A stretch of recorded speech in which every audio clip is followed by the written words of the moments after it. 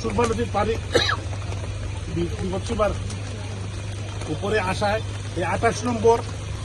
26, 25 এই এলাকা মোটামুটি কিছু পানি উঠেছে, যেখানে এই যে আশ্রয় কেন্দ্রটি সিলেট সিটি কর্পোরেশনের মখন স্কুল বলে, এটা মখন স্কুলে 28 নম্বর ওয়ার্ডের কাউন্সিলর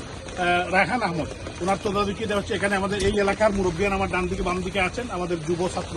নেতৃবৃন্দ আছেন, আমাদের চিফ ইঞ্জিনিয়ার নুরাজ সাহেব আছেন, তামিম সাহেব সহ আমাদের সিটি কর্পোরেশনের সাজু লস্কর, তারা সবাই আমাদের অ্যাক্টিভলি সবাই কাজ করছে। আমরা সিটি কর্পোরেশনের আমরা সন্ধ্যা 7টায় আমাদের সমস্ত অফিসারদের, সমস্ত স্টাফদের, আমাদের সমস্ত কাউন্সিলররা ছুটি বাতিল করে আমরা 7টায় আজকে রাত থেকে কন্টিনিউয়াসলি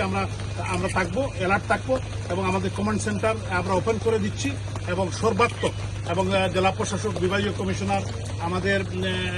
17 ডিভিশন জেনারেল হাজারি সাহেবের সাথে কথা হয়েছে। প্রত্যেকটি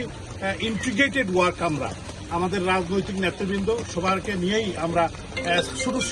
সিটি কর্পোরেশন আওতাধীন না, আমাদের সমস্ত জেলা, সুনামগঞ্জ, সিলেট, আমাদের এই বন্যা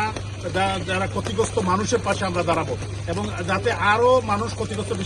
স্পেশালি এখানে একটি পাওয়ার স্টেশন রয়েছে দক্ষিণ সুরমাতে 28 নম্বর ওয়ার্ডে, তো এইটাকে প্রোটেক্ট করার জন্য আমাদের city corporation team is working, এবং আমরা সেনাবাহিনীকেও সেখানে অনুরোধ করেছি সেখানে